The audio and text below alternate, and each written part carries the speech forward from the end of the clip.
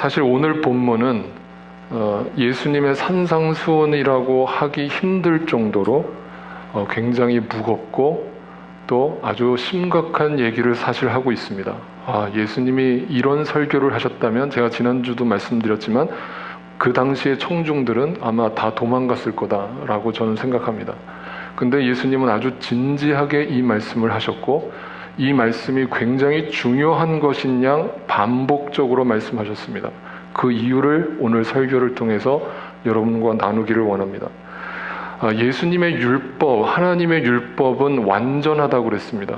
그런데 우리가 그 율법대로 살 수 없는 이유는 우리가 불완전하기 때문에, 그 완전한 율법을 우리는 지킬 수 있는 사람이 이 세상에는 아무도 없기 때문에 우리는 하나님의 은혜가 필요하고, 그 은혜로 말미암아 우리는 구원을 얻을 수 있다라고 제가 지난주에 말씀을 드렸습니다. 그렇다면 오늘 본문의 21절을 보면 그 옛 계명, 바로 율법에 대해서 예수님이 먼저 이야기를 하십니다. 다시 한번 같이 읽어봅니다. 시작. 옛사람들에게 말하기를 살인하지 말아라. 누구든지 살인하는 사람은 재판을 받아야 할 것이다 한 것을 너희는 들었다. 10계명 중에 그 이웃에 대한 계명이 있고 하나님께 속한 계명이 있죠. 그래서 1계명부터 4계명까지는 하나님을 사랑하라는 계명이고, 5계명부터 10계명까지는 이웃을 사랑하라는 계명인데, 그 이웃 사랑에 대한 계명의 첫 번째 계명이 바로 살인하지 말라였습니다.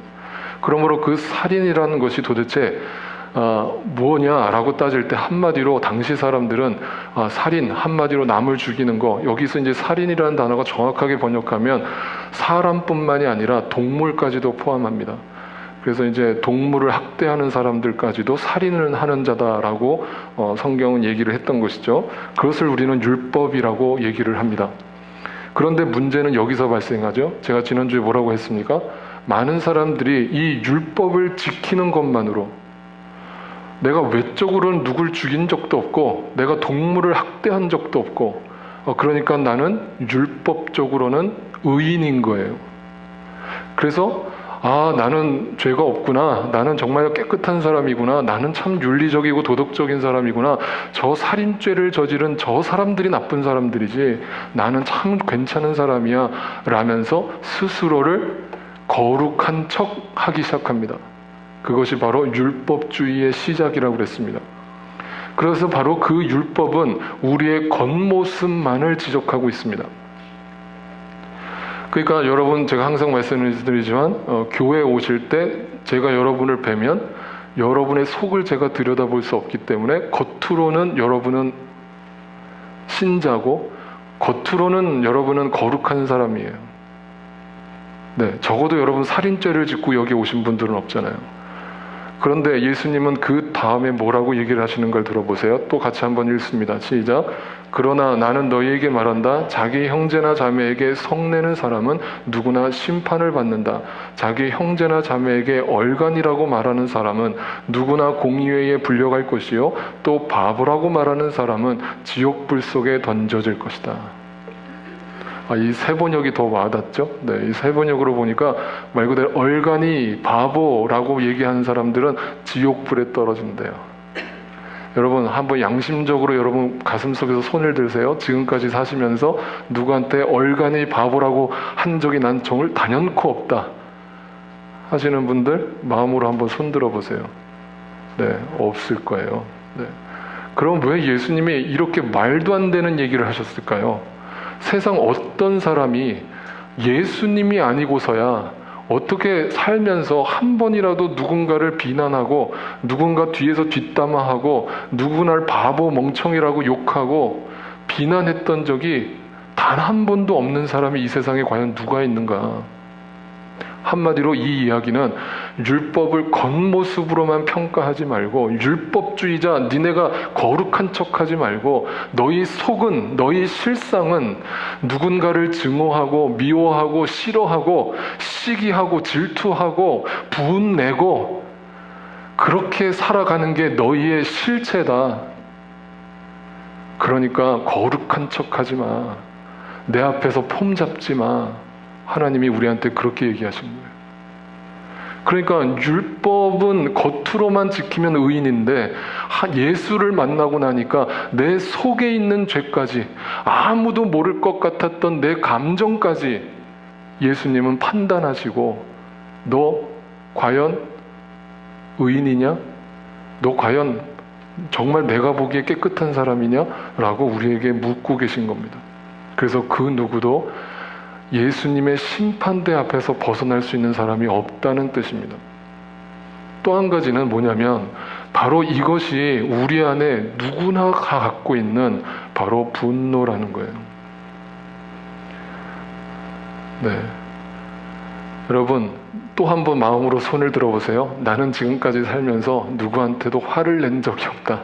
나는 법 없이도 살 수 있는 사람이고 사람들이 나보고 참 착하다고 얘기를 한다. 네, 그런 분들 아마 안 계실 겁니다. 저도 그런 적이 없습니다. 우리는 다 누구나 분노를 갖고 삽니다. 그런데 그 분노가 다 나쁜 것이 아닙니다. 성경에서는 좋은 분노도 얘기합니다. 무슨 분노입니까? 거룩한 분노죠. 예수님도 실제로 분노를 내셨다고 했습니까? 안 내셨다고 그랬습니까? 분을 내셨죠? 언제요? 성전에서 장사하는 사람들을 보자마자 가서 욕을 한 정도가 아니라 몽둥이를 들고 와가지고 그 물건들을 다 때려 부셨습니다.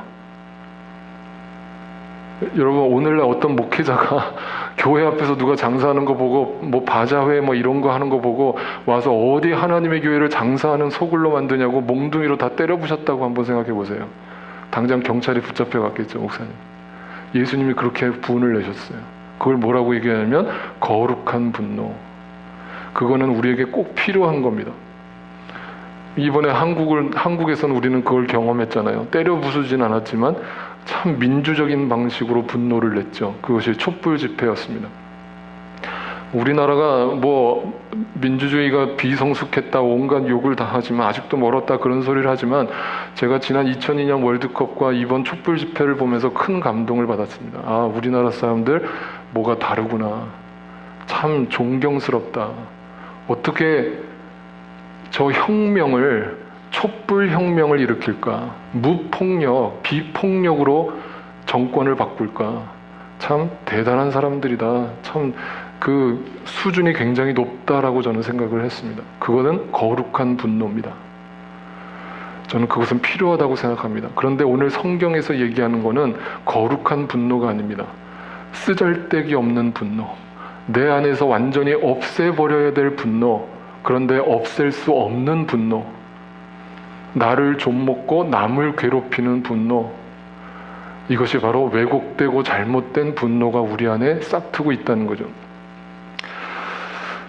제가 이렇게 보면은 사람들 상담을 할 때 그 대부분이 저를 상담하러 오시는 분들은 그 분노에 사로잡혀서 오시는 분들이 많습니다. 부부관계, 또 부모와 자식관계, 또 친구와 이웃관계, 그 분을 풀지 못해서 저를 찾아와서 상담을 합니다. 그러면 제가 거기다가 뭐라고 할까요? 와서 아유, 왜 그렇게 분을 내세요? 그 분 다 필요 없는 겁니다. 분 내지 마세요라고 하지 않습니다. 그 분을 다 쏟아낼 때까지 기다려줍니다. 그러니까 분을 다 풀어내야 되는 거예요. 근데 문제는 그렇게 풀어내면 전혀 문제가 안 돼요. 여러분, 화를 내는 것 자체가 문제가 아니에요. 화를 내되 그 화를 건강하게 풀면 전혀 문제가 안 돼요. 그런데 대부분의 사람들은 그 분노를 안에 쌓아두고 있다는 거죠. 누군가한테 풀 사람이 없어요. 남편도 내 얘기를 들어주지 않고 내 자식도 내 얘기를 안 들어줘요. 내 가까운 친구도 형식적인 얘기만 맨날 하지 내 안에 있는 그 분노의 이유를 받아줄 사람이 없어요. 이렇게 되다 보니까 내 분노가 내 안에서 쌓이게 되는데, 여러분, 이거를 또 다른 말로 얘기하면 그 분노는 통제된 분노라고 얘기를 합니다. 여러분, 우리가 왜 분노가 생길까를 첫 번째로 생각해 보면 한마디로 저는 정의할 수 있습니다. 거절받았기 때문에 분노가 생깁니다. 제가 항상 말씀드리지만 우리 인간은요, 하나님이 최초로 어떻게 창조를 하셨냐면 에덴 동산에서 빨개 벗고 마음껏 뛰어다니고 놀고 먹고, 그게 원래 창조의 목적이었어요. 우리는 일을 할 필요도 없었고 사람한테 스트레스를 받을 이유도 없었어요. 그냥 맨날 놀고 먹는 게 인간의 창조 목적이에요. 그런데 인간이 죄를 짓고 나서 하나님이 인간을 저주하시면서 뭐라고 하셨냐면 너희가 일을 해야 된다. 수고를 해야 된다. 땀을 흘려야 된다. 노동을 해야 된다. 그것이 죄의 열매였던 거죠. 그러다 보니까 우리 안에 내가 일을 하고 뭔가 내 삶을 영유하기 위해서 내가 권위를 갖기 시작하고 그 권위를 남에게 강요하기 시작하면서 이 분노가 크게 커지기 시작합니다. 이런 글이 있습니다. 그 통제된 분노에 사로잡힌 어떤 이의 고백입니다. 제 삶에서 제 뜻에 맞는 건 하나도 없어요. 어릴 적부터 저는 제 뜻대로 할 수 있는 것이 하나도 없었어요. 늘 부모님의 간섭과 훈계를 따르는 것에 익숙해졌죠. 친구를 만나는 것부터 학원을 가는 것, 학교를 정하는 것, 직업을 정하는 것까지 저는 제 스스로는 아무것도 할 수 없는 그 무언가에 의해 늘 감시받고 통제받는 느낌이었어요. 이렇게 고백한 사람이 누굴까요? 네. 한국의 유명한 이은석이라는 군이었는데 한국 최초로 자신의 부모를 토막살해했던 살인 범죄자였습니다. 그 이은석의 나이는 21살. 21년 동안 부모와 살면서 그 부모에 대한 증오심과 분노를 참지 못했고 통제되고 억압된 분노는 살인이라는 극단적인 방법으로 분노가 표출된 겁니다. 그러면 이제 여러분 여기서 중요한 단어가 뭐예요? 감시받고 통제받는 느낌이죠. 그럼 어떤 분들은 이렇게 얘기합니다. 목사님, 그건 너무 극단적인 얘기를 하시는 것 같아요. 그렇게 극단적인 가정들이 세상에 몇이나 되겠어요. 대부분은 그런 평범한 가정에서는 저런 일이 안 벌어져요. 제가 다시 말씀드리지만 이 이은석 군의 가정은 겉으로 봤을 때는 지극히 평범한 가정이었습니다. 그 아버지는 직업군인이었고 그 어머니는 이화여대 교수였습니다. 그런데 아버지는 늘 강압적으로 아들 둘을 그렇게 강압적으로 통제하면서 키웠고 심지어 어머니마저도 예를 들면 학교에서 초등학교 때 시험을 보고 왔는데 70점 받던 아이가 90점을 받아갖고 엄마 나 칭찬받을 일 있어 나 90점 받았어 하고 시험지를 보여줬더니 엄마의 얼굴은 싸늘하게 왜 100점 못 받아? 너 왜 10개나 틀렸어? 다음에 100점 받아와. 그래서 다음에 열심히 해가지고 이은석 군이 100점을 받아온 거예요. 100점 받았어 엄마 나 100점 받았어 칭찬해줘. 엄마는 이렇게 얘기합니다. 문제가 쉬웠나 보지. 조금의 사랑의 감정도 느끼지 못했던 겉으로 봤을 땐 지극히 평범한 가정이었지만 그 이은석 군은 감시받고 통제받는 그 분노를 금하지 못하고 결국 극단적인 선택을 하게 됐습니다. 또 하나의 이야기가 있습니다. 유명한 예화입니다. 여러분 천주교에 가보신 분들은 아시겠습니다만 카톨릭 미사를 드릴 때 이 앞에 신부님이 오늘 저희가 주의 만찬을 하는데 성만찬을 할 때 카톨릭에서는 이 주의 만찬을 화채설이라고 그래가지고 실제로 기도를 하면 그 포도주가 예수님의 피로 변한다라고 믿습니다. 그리고 그 떡도 그냥 떡이 아니라 예수님의 실제 살로 변한다고 믿어요. 그걸 화채설이라고 하는데 우리는 그냥 상징으로 바라보잖아요.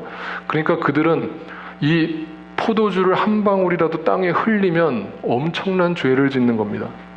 그리고 빵을 이렇게 우리처럼 저런 부스러지는 빵이 아닙니다. 이렇게 전병식으로 해서 동그랗게 만들어서 신부님이 입속에다 쏙 넣어줍니다. 왜? 절대 떨어뜨리지 말라고. 떨어뜨리면 불경죄, 하나님의 살을 떨어뜨린 거가 되니까. 그러니까 신부님들이 이 성만찬식만 하면 잔뜩 긴장을 하는 거예요. 근데 어떤 유고슬라비아라고 하는 한 성당의 신부님이 굉장히 예민하고 굉장히 강압적인 그런 권위적인 신부님이 계셨대요. 근데 그 옆에 신부님을 도와주는 이런 분들이 있습니다. 옆에 신부님이 미사를 드리면 옆에서 초등학생이나 중학생 정도 되는 소년이 그 잔을 같이 높이 들어주는 역할을 합니다. 그런데 신부님이 그 아이한테 부탁을 했습니다. 너 이거 주님의 피야. 주님의 피니까 절대 떨어뜨리면 안 돼. 기도해. 긴장해. 절대 실수하면 안 돼. 라고 신신당부를 했습니다. 근데 이 중학교 아이가 이거를 처음으로 하는 거예요. 근데 이렇게 이것은 주 예수 그리스도의 보혈이니 하면서 이렇게 신부님이 딱 들었는데 이 포도주를 들다가 손에 땀이 많이 나가지고 잔을 확 엎어버린 거예요. 그러니까 그 자리에서 완전히 포도주가 밑에 퍼졌을 거 아닙니까? 어떻게 됐겠습니까? 그 신부님이 그 분노를 참지 못하고 이 아이한테 그 자리에서 욕을 하고 바가지를 하면서 너 당장 나가라고 쫓아내버립니다. 그러니까 이 아이는 그 상처를 받고 교회를 나갔는데 교회를 그냥 끄는 정도가 아니라 아예 하나님에 대한 신앙까지도 다 버려버렸습니다. 엄청난 상처를 받고 이 아이가 도망쳤습니다. 그 뒤로 이 아이가 누가 됐을까요? 유고슬라비아의 1800년도에 이 소년이 바로 공산주의, 사회주의 혁명을 일으켰던 조시프 브로즈 티토가 되었습니다. 그의 인생을 역사학자들은 어떻게 평가하느냐? 이렇게 평가합니다. 교회를 반동주의자들의 집합처로 간주하고 탄압하였고 자신의 권력에 도전하는 수많은 인사를 참수형시켰다. 그 분노가 느껴지십니까? 통제받고 억압받았던 그 분노, 권위에 대한 분노, 이 땅의 모든 권위는 다 무너져야 되고, 그래서 자본주의, 민주주의는 무너져야 되고, 그래서 공산주의, 사회주의가 답이다라고 그는 외쳤습니다. 그로 인해서 수많은 생명이 피해를 입었습니다. 여러분, 여기서 한 번만 따라합시다. 인간은 실수를 통해서 배운다. 이제 보통 어떤 재미난 소리로 이런 얘기해요. 한국 부모님들과 미국 부모님들의 차이가 있다라고 얘기를 하면, 예를 들면 이 브로즈 티토처럼 아이가 엄마 앞에서 잔을 엎어서 잔이 깨졌어요. 그러면 미국 부모님들은 이렇게 얘기한다 그러잖아요. Are you okay? Don't worry. No problem. 보통 미국 부모님들은 그렇게 얘기를 한대요. 근데 한국 부모님들은 내가 그럴 줄 알았다. 내가 엄마 너 조심하라고 했지. 그래 네가 그렇지 뭐. 아예 다 깨버리지 그러냐? 네, 이게 다른 거예요. 뭐예요? 실수를 용납 안 하죠. 네, 왜? 부모님도 실수가 용납되지 않는 가정 환경에서 자랐거든요. 그러니까 부모도 그 억압된 분노가 있고 자식들도 그 억압된 분노가 있어요. 그 분노는 여러분 전염된다는 걸 아세요? 예를 들면 이런 겁니다. 아빠가 회사에서 직장 상사한테 쿠사리를 먹고 스트레스를 받아서 집에 막 씩씩거리면서 집으로 들어왔습니다. 그러니까 그 화를 누구한테 쏟아내겠어요? 자기 와이프한테 쏟아냅니다. 이래라 반찬이 왜 이 모양이야 이렇게 막 쏟아냅니다. 그러면 그 엄마는 그 받은 화를 누구한테 전합니까? 네, 자기 자식한테 막 또 쏟아냅니다. 너 언제 공부할 거야? 너는 도대체 성적이 오르는 거야? 안 오르는 거야? 막 쏟아냅니다. 그러면 그 자식은 학교 가면서 등굣길에 지나가는 똥개를 발로 뻥 차버립니다. 그죠? 그러면 결국 그 직장 상사로부터 시작된 그 화는 실질적 피해자는 누굽니까? 똥개죠. 우리 주변에 그렇게 말도 안 되게 누군가에 무심코 던진 돌에 맞아서 죽는 사람들이 굉장히 많습니다. 여러분 잘 보세요. 이런 분노는 반드시 전염성을 갖습니다. 그러니까 그 부모로부터 그런 분노와 통제된 억압을 받은 자녀가 내 자식한테는 그렇지 하지 않을까요? 아니요. 내 자식한테도 똑같이 합니다. 이게 굉장히 무서운 거예요. 무의식적으로 우리는 그렇게 합니다. 의식적으로는 그렇게 하면 안 된다는 걸 압니다. 그런데 무의식적으로 나도 모르게 화가 치솟아 오릅니다. 실수했을 때, 내 뜻대로 하지 않을 때 이런 분노가 우리 안에 많이 자리 잡고 있는 거죠. 그래서 에베소서에서는 이렇게 얘기합니다. 같이 한번 읽습니다. 시작. 또 부모된 여러분, 여러분의 자녀를 노엽게 하지 말고 주님의 훈련과 훈계로 기르십시오. 중요한 말이 있어요. 우리는 보통 이 앞에 구절에만 목숨을 겁니다. 부모에게 순종하라. 자녀들아 부모에게 순종하라. 이 말씀은 막 암송을 하고 막 자녀들한테 가르치고 막 난리가 나는데 이 구절들은 부모님들이 외우질 않아요. 보지도 않아요. 성경은 뭐라고 얘기하냐면 부모들아 너희 자녀를 노엽게 하지 마라. 그거는 여러분 노엽게 한다는 말은 뭐예요? 억울하게 통제하고 그들의 감정을 무시해버린다는 거예요. 여러분 사람이 다 감정이 있잖아요. 근데 왜 그 감정을 무시하냐고요. 걔가 싫으면 싫다라고 얘기할 수 있는 자유가 있잖아요. 근데 왜 싫다라는 말을 못하게 하냐고요. 왜 부모가 원하는 방식대로 살게 하냐고요. 자녀를 노엽게 하지 말라.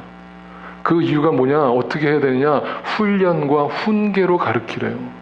여러분, 훈련이라는 게 막 애를 닥달하고 이런 게 훈련이 아니에요. 영어로 보면 디스플린이잖아요. 성경에서 디스플린이라는 건 단 한 가지예요. 사랑으로 양육하라는 거예요. 마치 율법으로는 사람을 정죄받게 못하듯이 예수 그리스도의 은혜와 사랑이 우리에게 필요하듯이 자녀에게 사랑으로 디스플린 하라는 거예요. 그 다음에 뭐예요? 근데 사랑만 주면 돼요? 아니요. 그 뒤에는 훈계도 따라가야 돼요. 그 훈계가 뭐예요? 기준이죠. 기준. 인스트럭션. 네. 그래서 말씀의 기준을 주고 그 아이에게 어떻게 살아야 되는지를 지도하는 것은 부모의 마땅한 권리예요. 그래서 이걸 한마디로 얘기하면 은혜와 말씀으로 아이를 노엽게 하지 말고 그 감정을 무시하지 말고 은혜를 베풀고 말씀의 기준을 줘서 그 아이가 건강하게 자랄 수 있도록 훈련해라. 그런데 이런 분노만 있는 것이 아니에요. 또 다른 분노, 더 무서운 분노가 있어요. 그거를 외로운 분노라고 저는 얘기해요. 통제된 분노가 있고 외로운 분노가 있다. 도대체 그 외로운 분노는 뭘까? 아까 얘기한 것처럼 차라리 나가 화가 났다라고 쏟아내면 다행이에요. 나 이렇게 화나서 뭐라도 때려 부시면 다행이에요. 그 사람은 어디 가서 범죄 안 저질러요. 그런데 아까 이은석 같이 제일 무서운 사람이 뭐냐면 겉으로는 너무나 순한 사람이에요.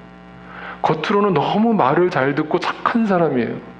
한 번도 부모의 뜻에 거역한 적이 없어요. 다 그래서 공부도 열심히 해가지고 의사, 변호사, 판사 다 됐어요. 그런데 그 안에 억압됨으로 인해서 외로운 분노가 있어요. 작년 연말이죠. 2017년도 12월 달 또 한 번의 한국에서 비보가 날아들었습니다. 샤이니 아이돌 옛날 그룹이죠. 종현군이 자살을 했다는 뉴스였습니다. 저는 솔직히 이분을 잘 모릅니다. 뭐 이분 노래를 들어본 적도 없고, 근데 제가 이분이 자살 뉴스를 듣고 나서 이분에 대해서 서치를 해보니까 나름대로 실력 있는 뮤지션이었고 또 예능감도 있어서 많은 사람들한테 사랑받는 연예인이었다고 합니다. 그의 나이 27살, 자신이 거주하던 호텔방에서 혼자 자살을 선택했습니다. 나중에 그의 유서가 공개됐습니다. 그의 유서에는 이런 분노가 표출되어 있었습니다. 왜 내가 힘든지를 찾으라니 몇 번이나 얘기해줬잖아. 왜 내가 힘든지. 그걸로는 이만큼 힘들면 안 돼? 안 되는 거야? 더 구체적인 드라마가 있어야 되는 거야? 좀 더 사연이 있었으면 하는 거야? 살아있는 사람 중에 나보다 힘든 사람은 없고 나보다 약한 사람은 없다. 난 오롯이 혼자였다. 이 샤이니 종현군의 이 마지막 유서 속에서 저는 그 외로운 분노를 봤습니다. 자신이 이렇게 힘든데 사람들은 야, 그 정도 별거 아니야. 야, 그 정도는 다 이겨내야지. 그 정도도 이겨내지 못하면서 네가 이 험한 세상 어떻게 살려고 그래. 야, 그건 아무것도 아니야. 너보다 더 힘든 사람 훨씬 더 많아. 라면서 종현군이 가까운 사람들한테 자신의 감정을 얘기할 때마다 사람들의 반응은 항상 한결같았습니다. 야, 그 정도 가지고 힘들다고 그래. 항상 제가 말씀드리지만 고난은 절대적이지 않고 상대적입니다. 내가 볼 때 저 사람 저 정도 가지고 뭐 힘들겠어 하지만 그 사람한테는 그 고난이 가장 힘들고 죽을 만큼 힘든 겁니다. 우리가 그걸 이해하지 못하면 내 기준으로 저 사람의 고난을 평가하면 절대 위로를 줄 수가 없습니다. 그러니까 어른들이 맨날 애들한테 야, 우리 어릴 때는 그렇게 살지 않았어.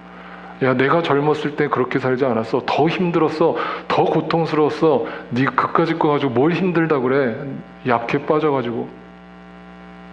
그러니까 애들이 부모하고 대화를 안 하는 겁니다. 어른하고 대화를 안 하죠. 자신의 감정이 항상 무시당하니까.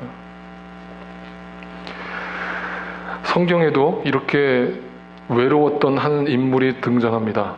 열왕기상 19장 4절에 보면 자신은 홀로 광야로 들어가서 하룻길을 더 걸어 어떤 로뎀나무 아래로 가서 거기에 앉아서 죽기를 간청하며 기도하였다. 주님, 이제는 더 바랄 것이 없습니다. 나의 목숨을 거두어 주십시오. 나는 내 조상보다 조금도 나을 것이 없습니다. 엘리야는 바로 이전 사건에서 하늘에서 불을 내리는 하나님의 기적을 경험했던 능력의 사도였습니다. 그런 하나님의 종 엘리야가 느닷없이 로뎀나무 밑에 앉아가지고 나 이제 못 살겠습니다. 하나님, 차라리 여기서 나를 죽여주십시오 라면서 자살을 기도합니다. 여기서 중요하게 바라봐야 될 단어는 바로 홀로라는 단어입니다. 다시 말씀드리지만 엘리야 주변에는 함께 그 하나님의 일을 하는 수많은 사역자들이 함께 있었습니다. 그런데 엘리야는 그 순간에도 혼자 있는 것 같았습니다. 여러분, 그 혼자 있는 것의 이유를 한번 생각해 보면 창세기에 보면 그 이유를 이렇게 밝혀줍니다. 남자가 혼자 있는 것이 좋지 않으니 그를 돕는 사람, 곧 그에게 알맞은 짝을 내가 만들어 주겠다. 그래서 하나님이 아담을 창조한 이후에 하와를 창조했습니다. 그런데 이것만 보면 참 하나님이 우리를 외롭지 않게 하시려고 배우자를 만나게 하시고 내 주변에 많은 친구들과 사람들을 보내주셨구나. 하나님 참 감사합니다. 제가 지난번 말씀드렸듯이 인간이라는 것이 바로 서로 맞대어 기대어 있는 존재, 혼자는 살 수 없는 존재로 하나님이 만드셨다. 그런데 문제는 여기서 발생합니다.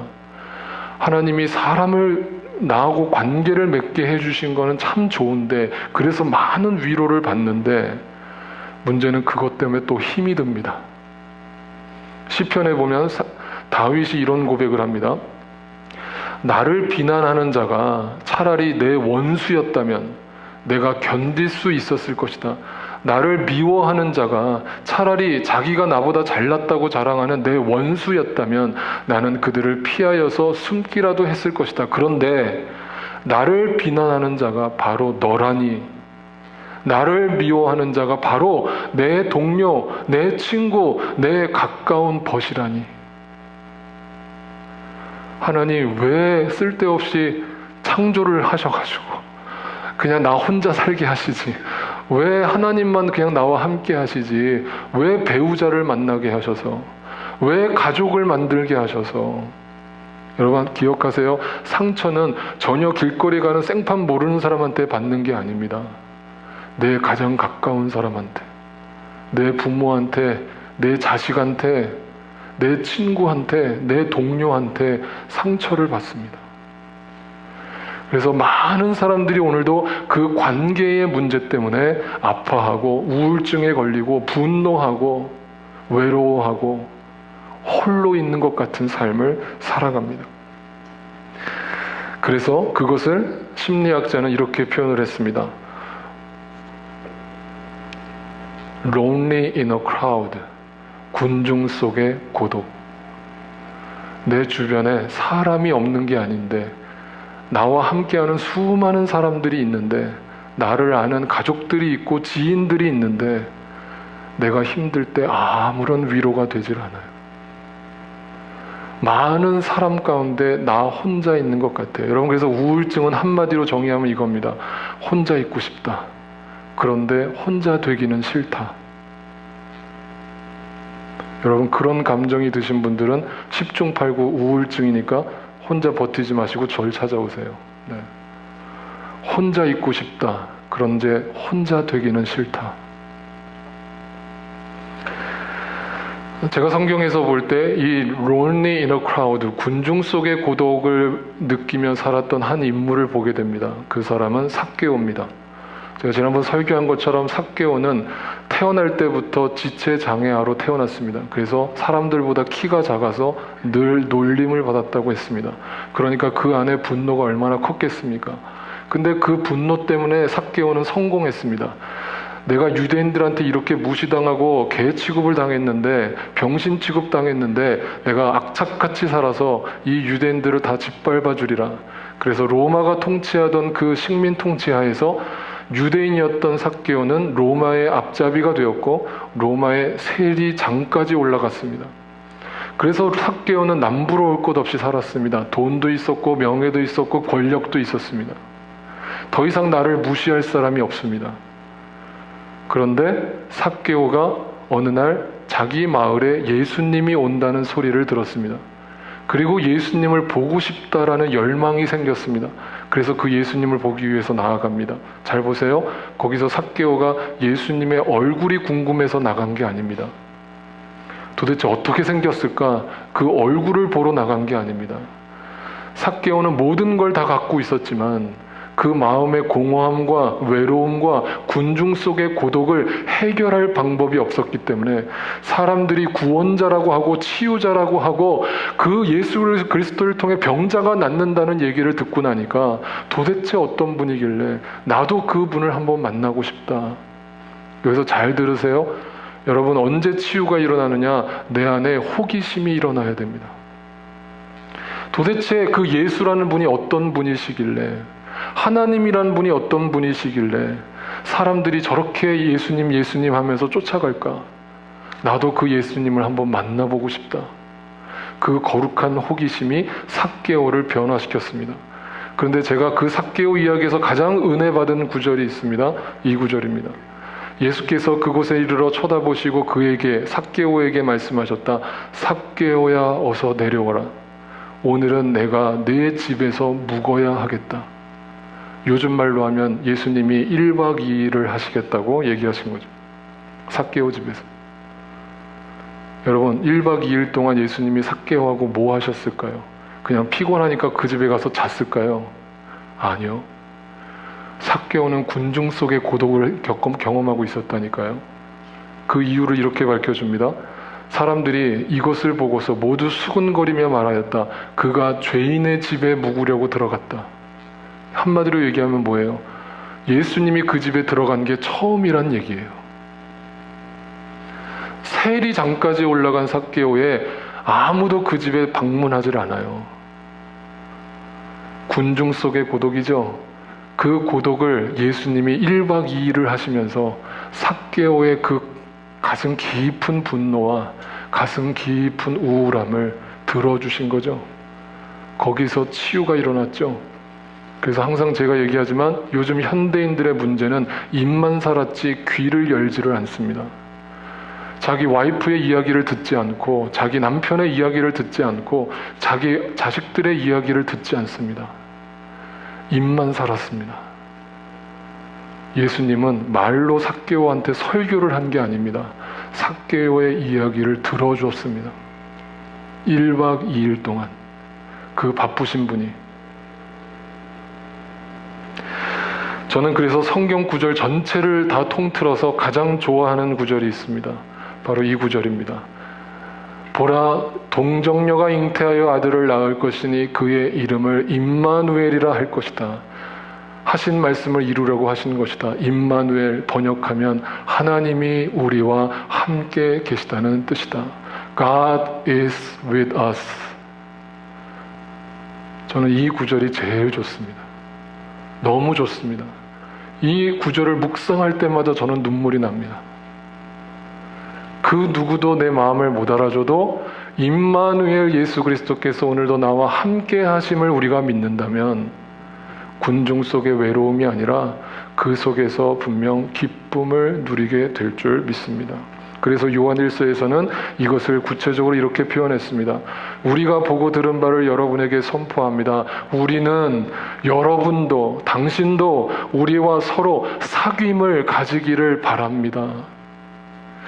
그 사귐이라는 게 친구와 이 세상 사람들이 다 하는 그런 교제가 아니라 그 사귐이 도대체 뭐냐?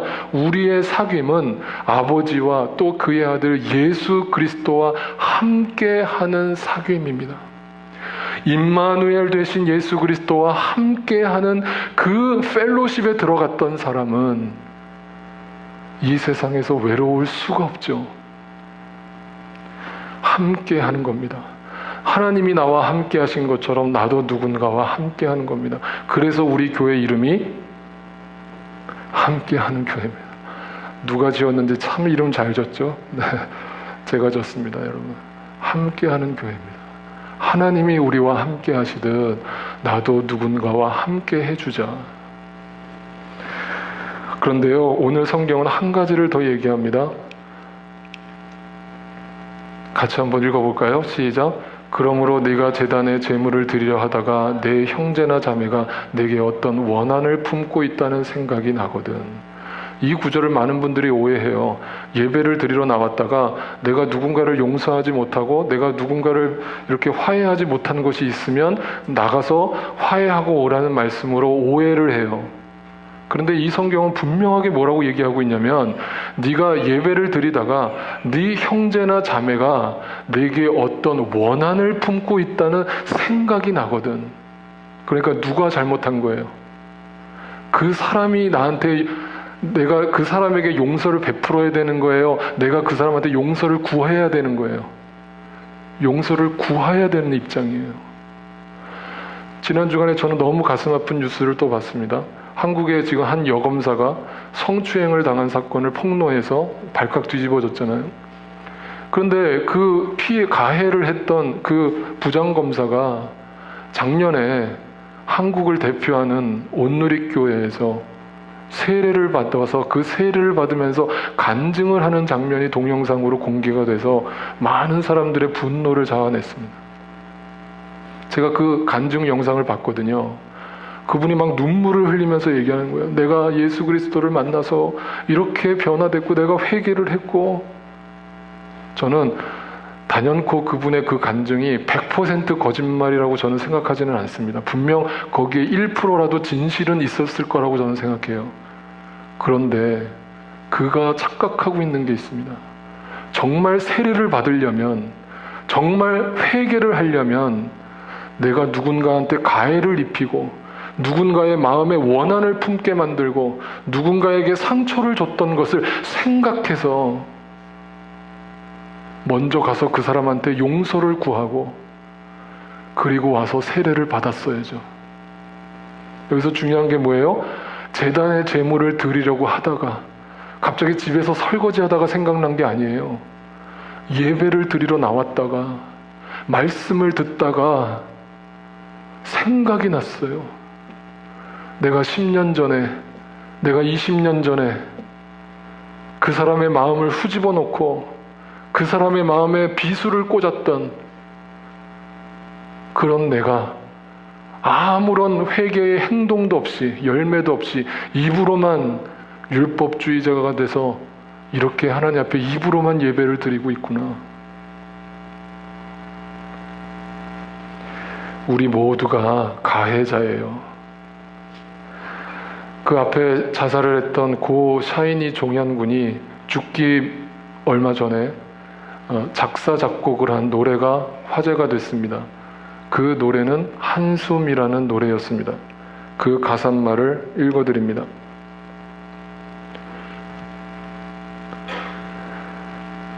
숨을 크게 쉬어봐요.